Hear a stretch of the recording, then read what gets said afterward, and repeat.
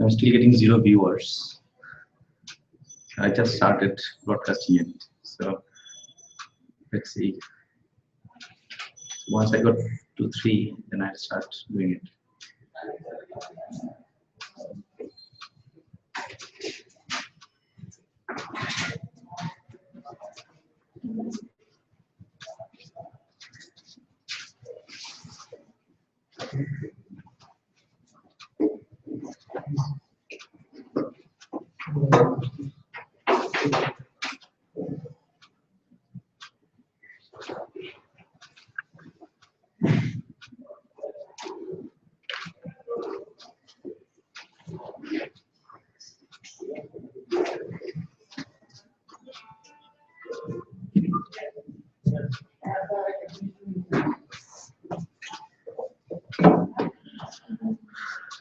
Good afternoon, everyone, and welcome to the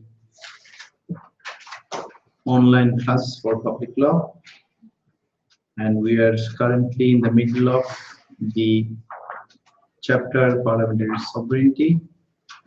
Under this chapter, we have so far looked at the traditional doctrine of parliamentary supremacy. Then we looked at Dices theory. We also looked at some of the criticisms of Dices theory, and then we also looked at that what is primary legislation, how primary legislation is enacted, and I was last class I was talking about the European Union and its relationship with European Union. Now,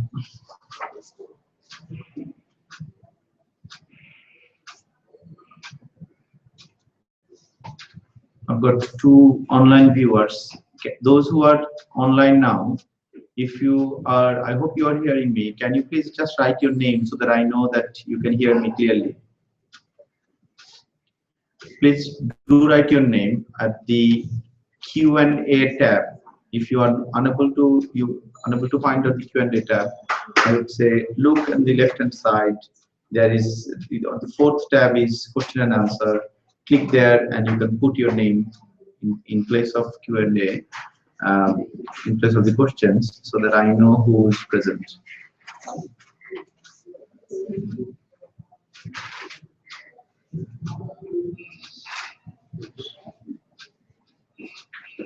Right.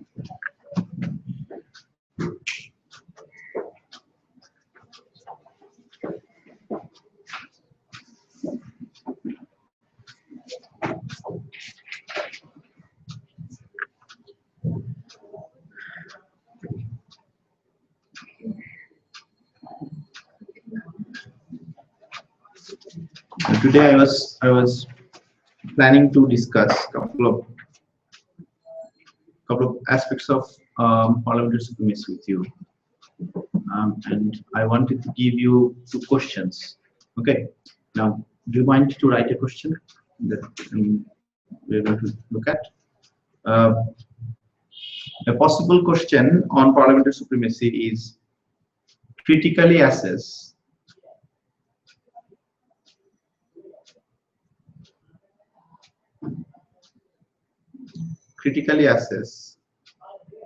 the extent to which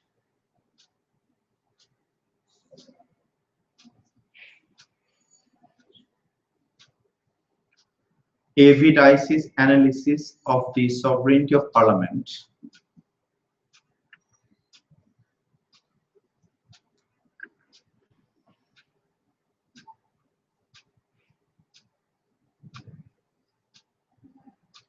Thank you, Moha.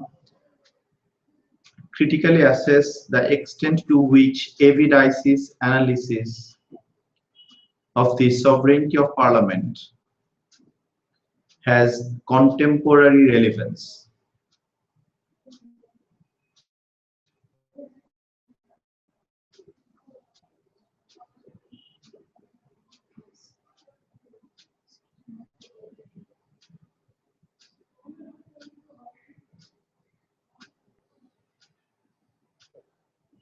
Now the question, let me repeat the question. Critically assess the extent to which evidences analysis of the sovereignty of Parliament has contemporary relevance.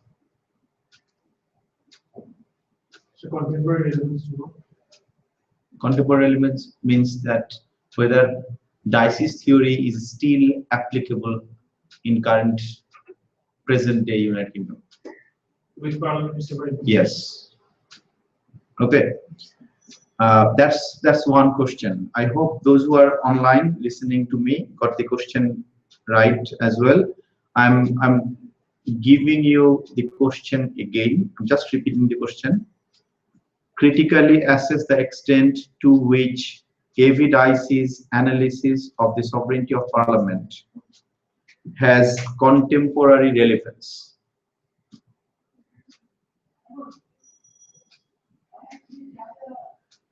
Now, let's think what this question is about.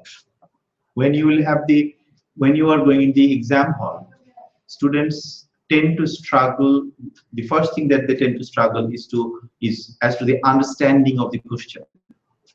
Okay, it's very important that you read the question again and again, and you ask yourself, what are the issues involved here?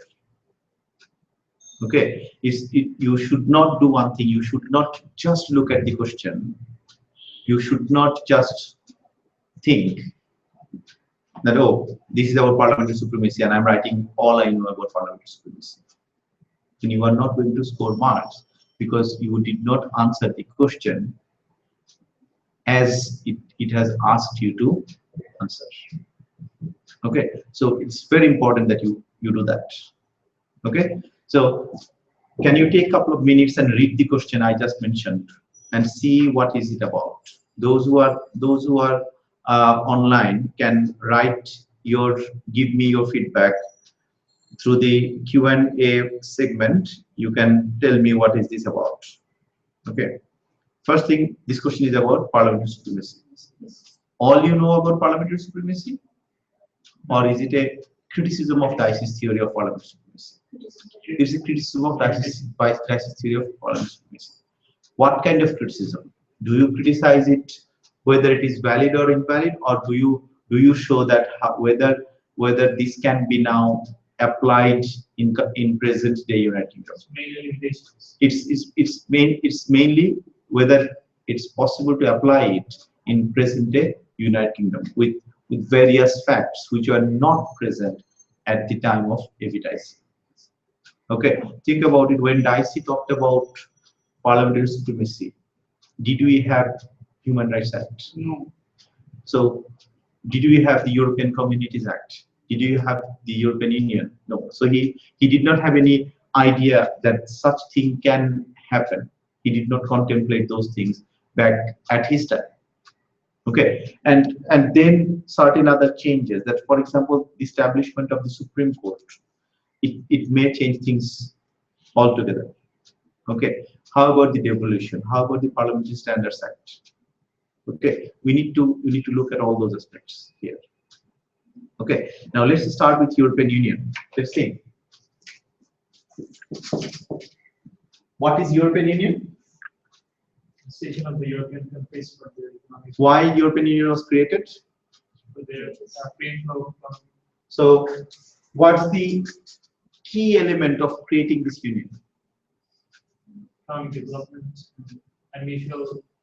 How did they really see themselves going into the European Union and then develop themselves? You know, what's the main pillar of European Union?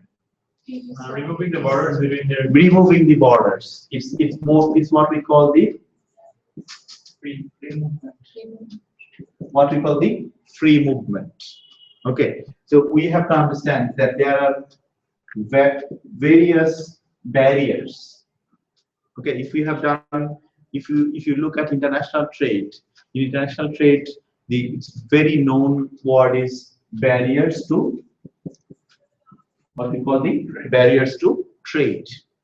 Okay, the barriers to trade are the, you know, the quota system, the tariff, the other taxation, licensing, all these are barriers to trade. And of course, barriers to trade are barriers to free movement.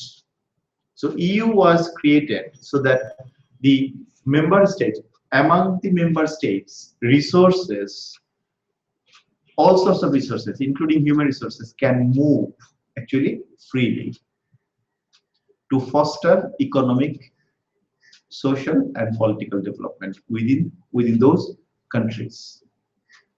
Okay, from my point of view, I think that EU is the most successful of all the regional organizations so far. Okay, after United Nations, I would say EU is the single most, powerful organization which dominates a lot of things, in Africa, in Asia as well. Okay, in terms of economic development, removing poverty, ensuring justice and fairness and all these things. So EU is one of the major stakeholders for socio-economic development in countries like us as well. Okay, now UK joined what is now European Union to the ECA 1972. Okay, European Communities Act 1972, which became effective from 1st of January 1973. Now, what is the significance of these dates in terms of parliamentary supremacy? Okay, now we know that in UK, traditionally, we know that parliament is the supreme body. From Dice's theory, we know that parliament can make and unmake any law it wishes. No parliament can bind its successors nor be bound by its predecessor, and also nobody can challenge the validity of an act of parliament. That's the Dice's theory. Now, did that remain the same after this date, or the complexion of this relationship has changed after this date? That's something to, okay. Did it remain like that? Can we now challenge the domestic laws within UK? The answer is yes. Okay, when, of course, when at a time when it contradicts the community law. Okay, so various things. Now let's look at the point. You see, if we can look at it sort of pre-1973, what happened pre-1973? Okay, before 1973, we had supremacy of laws made by Westminster Parliament, right? And from 1973, what actually happened? Do we still have the supremacy of laws of Westminster Parliament, or do we now have two sets of supremacy? Okay, we now have two sets of supremacy. One supremacy is what we call the supremacy of EU law. Another supremacy is the traditional supremacy doctrine. Now, this supremacy of EU law originates from the ECJ jurisprudence of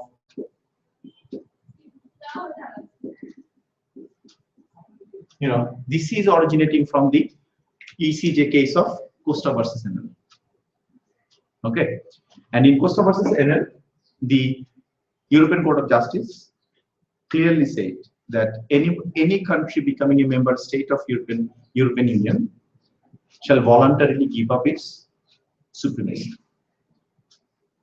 Okay, which means from 1973, 1st of January 1973, what do we get? We get conflicting supremacies, one supremacy coming from traditional doctrine and one supremacy coming from Costa versus NL. Which one do we apply? Do we apply the Costa versus NL supremacy or do we apply the traditional supremacy?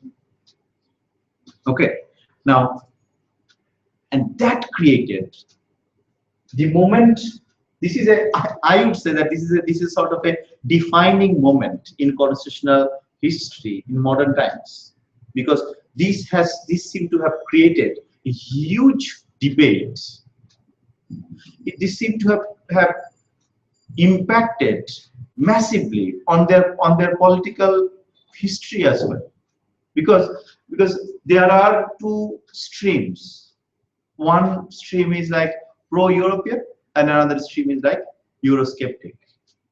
And from first on the 7th of May 15, when the election is there, the election is coming, and one of the major issues of this election is whether to, the involvement of European Union. And the new political party that has been created, the UKIP, United Kingdom Independence Party, they seem to have taken a very strong stand against the European Union. We don't really know how this is going to have impact on the final outcome of UK Parliament. Okay, now that's the reason this became so important. Then we also have to look at what actually happened in, what is there in section 21, 24, and 31 of ECA 1972. Okay, and there are a few cases involved here. Okay, now a simple question to you: what kind of legislation is ECA 1972? Is it an ordinary legislation, or is it a money bill, or is it a constitutional statute?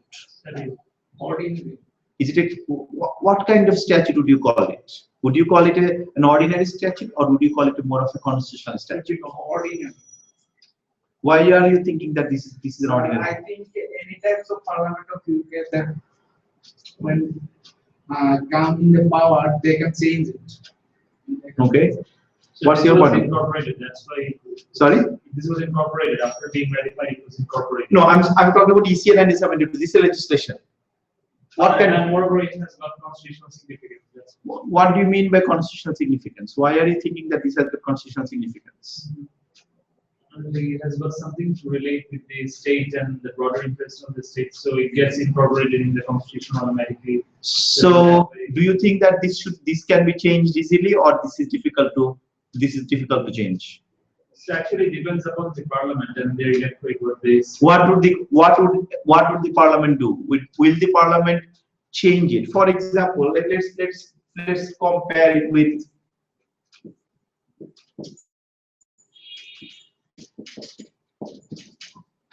So two acts. One is European Communities Act 1972, another one is Guard Dogs Act 1975. Which one is easier to change? Why not this one? Do you need any specific method to change it? No. Is there any specific requirements to fulfill to change ECA 1972? Because that is not the constitutional significance, and that one is gone. So, as you are again and again telling me about constitutional significance, how this should be changed? Is there any special process? First, let's answer it like this: is there any special process to change it? The answer is no. Is there a special process to change it? The answer is no. So if you think about it, they are sort of on equal footing on that basis, isn't it? But which one involves huge political and economic issues? Of course, this one. Yes.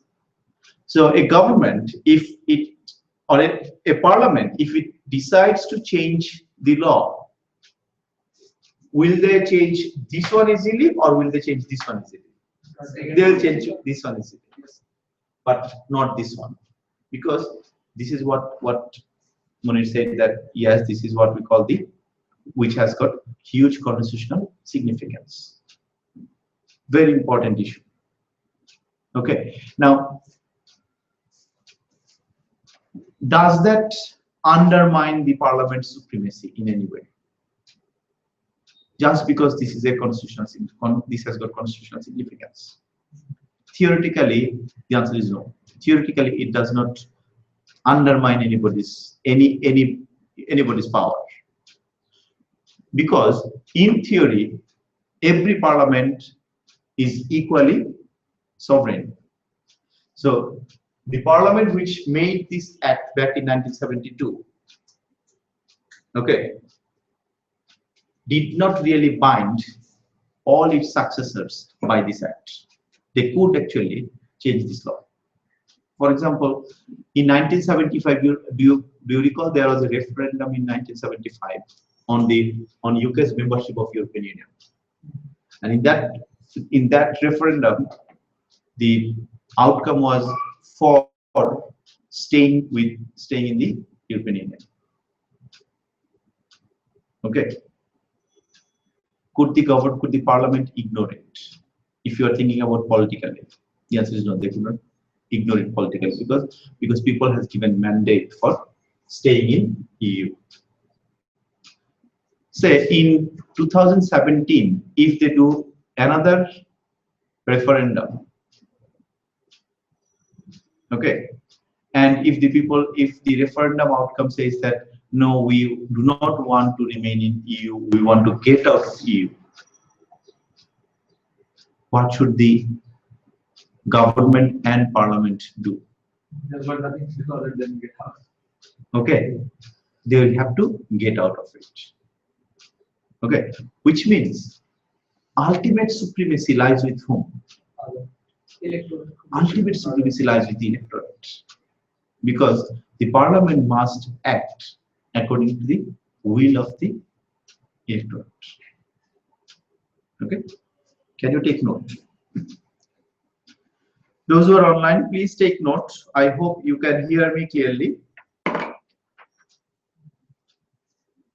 The legislative supremacy of parliament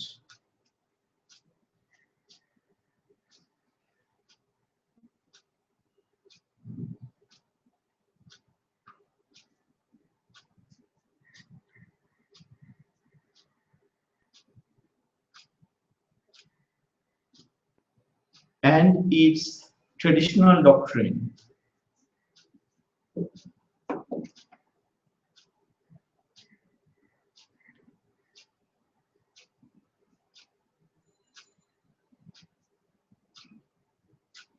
faced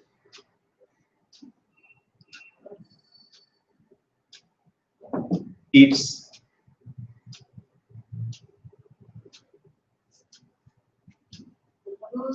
biggest challenge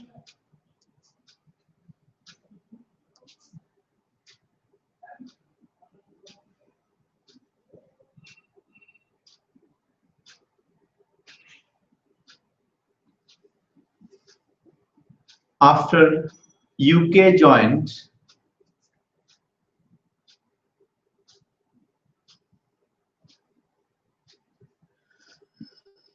the European communities.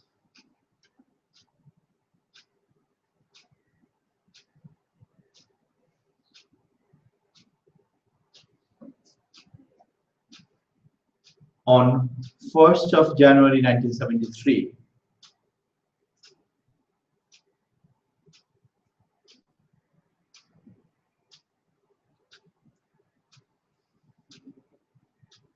through the enactment of European Communities Act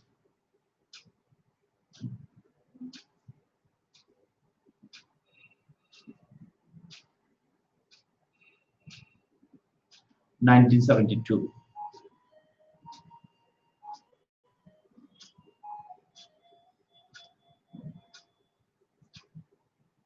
Full stop.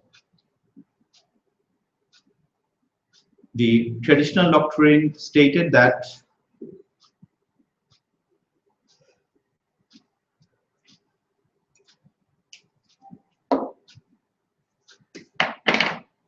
the parliament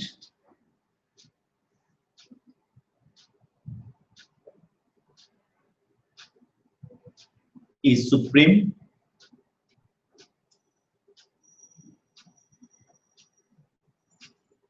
in a way where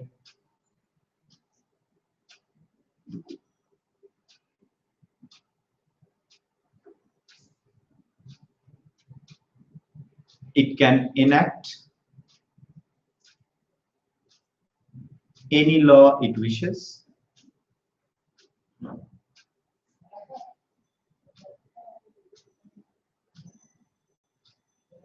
comma, it cannot bind its successors,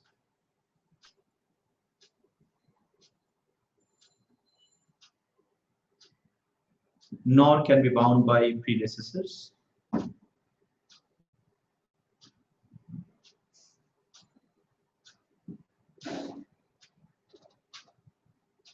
and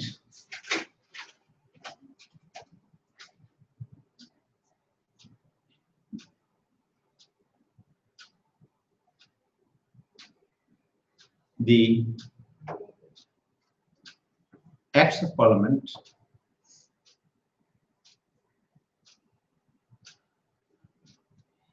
cannot be challenged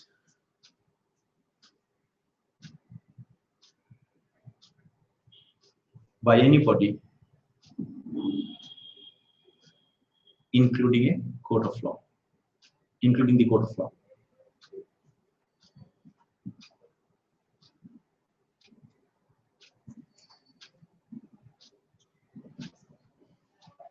Full stop. However, from 1st Jan 1973,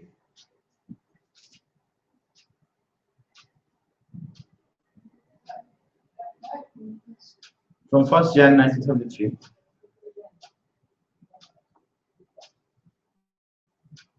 this has changed.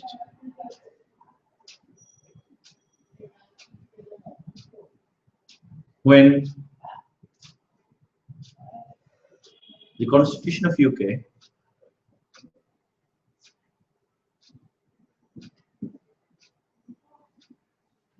faced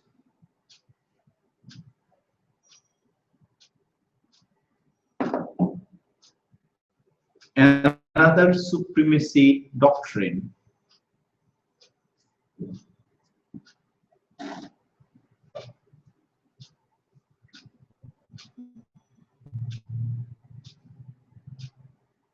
originated from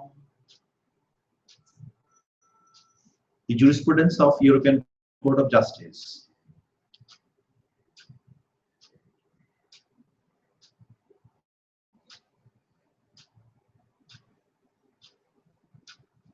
which stated that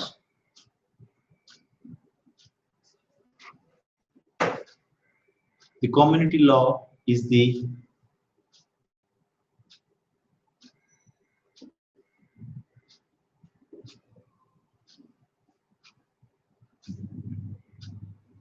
supreme law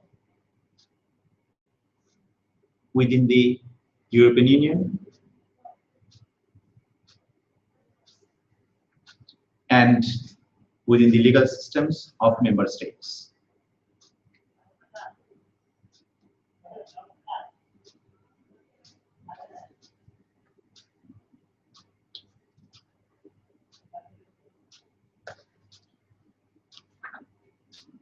Good stuff. The European Court of Justice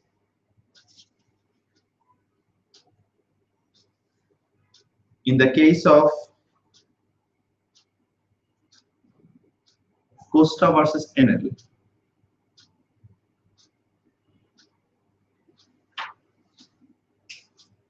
clearly stated that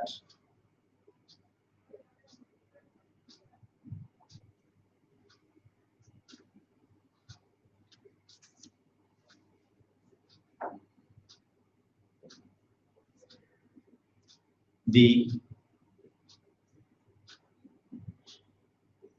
EU law must prevail over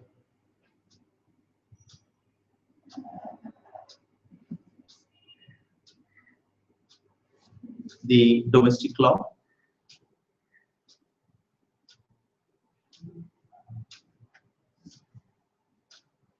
in case of any conflict between the two,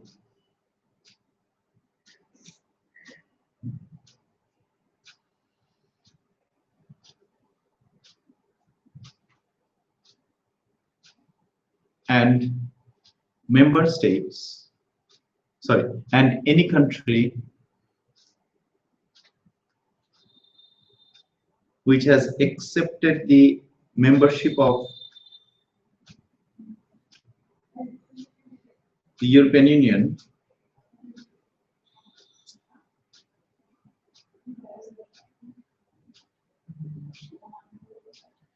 voluntarily gives up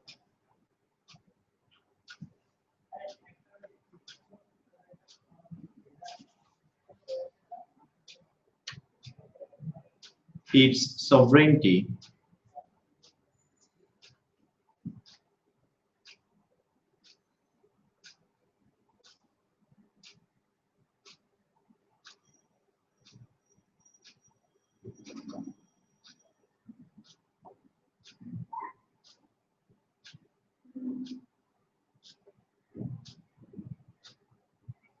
and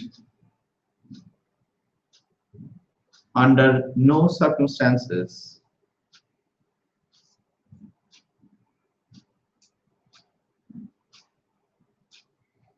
any domestic law should override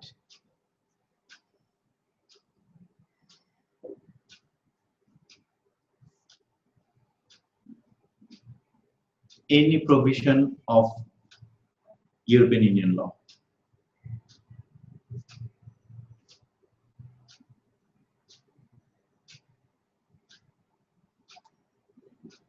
Full stop. The provisions of ECA 1972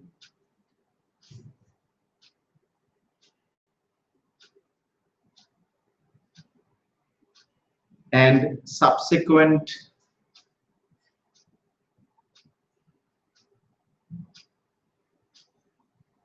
judgments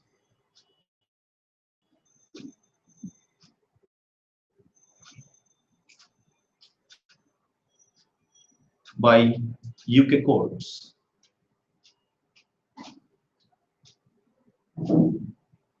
reflects the acceptance of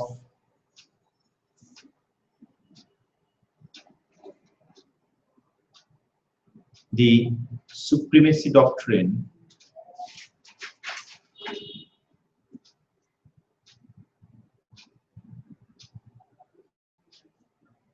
established by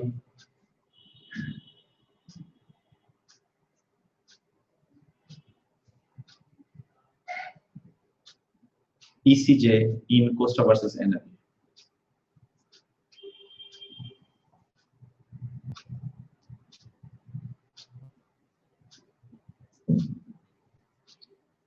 Stop. Do you have any question from what you have just written now? Take a couple of minutes and read it through and ask me a question. Those who are viewing me online from home, do you have any questions so far? Please do write your question in the Q&A tab so that I can see that you have question and I'll try to answer them.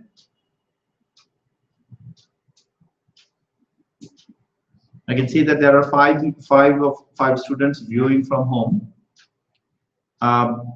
Do you have any query, guys? If you have any query, you can ask me question.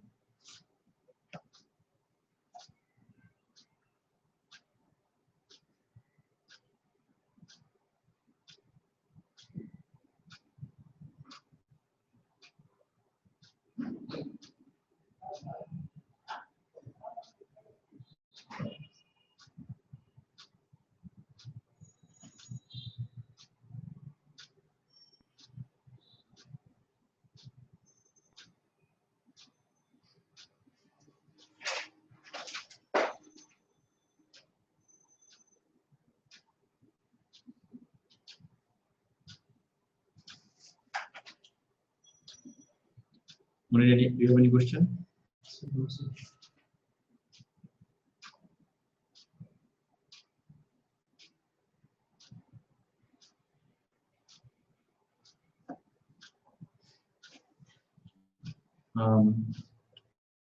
For online guys to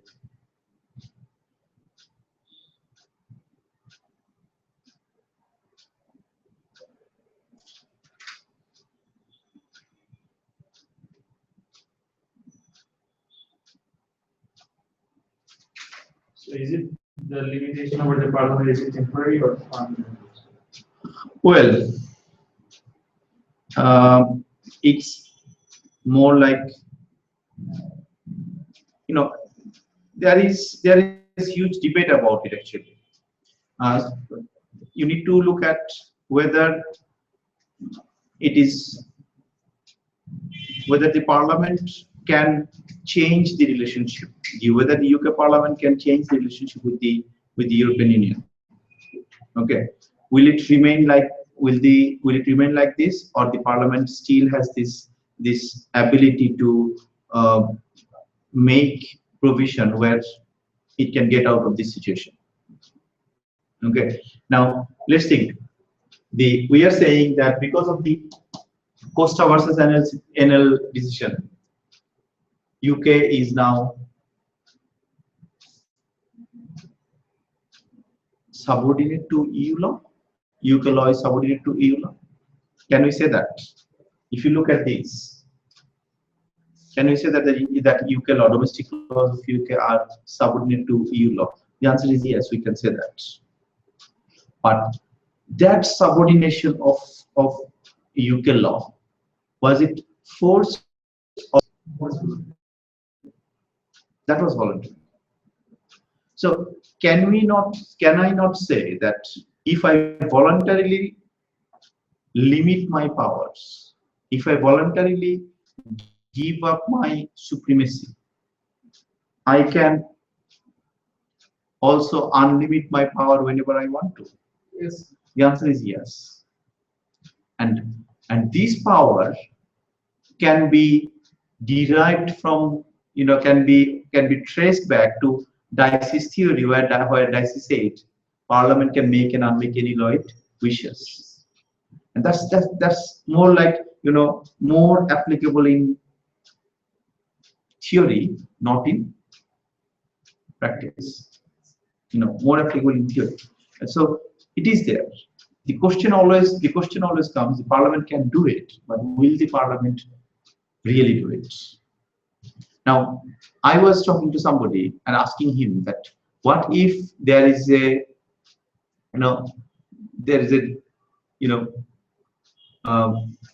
referendum after 2015, and if the outcome of the referendum is that people vote for going out of EU, what will happen?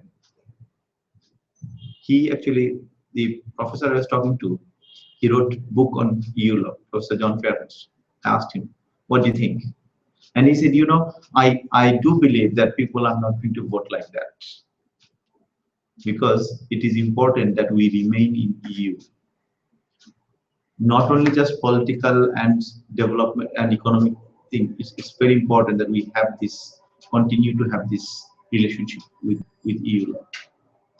Okay, so that's the thing. I would say the power is there, the parliament can do it, but the question is whether the parliament will practically do that. Are we clear? Okay, so I end today's session here and we'll continue it from our next session of public law. Thank you, those who are online. Okay, sorry, Sajid just asked you a question. Does the European Communities Act have constitutional significance? Sajid, the answer to that question is yes. Of course, ECA is one of the important constitutional acts because it determines UK's relationship with European Union, and it determines the relationship with within the organs of the state as well. Munir, you had a question? Sir, last day, Tanzim sir was giving us lecture. He said that he gave a dictation where he said that in UK the acceptance of the community law is practiced under the EC Act 1972, which is not a constitutional act, Yes, sir. but an act by the UK Parliament. As per this law, the community law derives its force and authority under this act. Well, that's the thing. Read it again. In UK, the acceptance of the community law is practiced under the EC Act 1972, which is not a constitutional act. And then? But an act by the UK Parliament. As per this law, the community law derives its force and authority under this act. You see, in UK, if you look at it, that the Parliament will never say that this is a constitutional act. Okay, but the act will have to think from constitutional point of view whether it has got constitutional significance or not. That's a different thing. Okay, does the act have influence on the overall constitutional functioning? The answer is yes, it has, because the Parliament, the way Parliament used to function before this act, does the Parliament function in the same way after this act? The answer is no, it doesn't. Again, it is an ordinary legislation. Why it is an ordinary legislation? This one and this one. Ordinary legislation. Why? Because it requires similar process to change them. Okay, but does this one and this one have the same kind of significance? The answer is no. Okay, so that's what he probably meant there. But of course, if you look at the list of constitutional statutes, what we call ECN and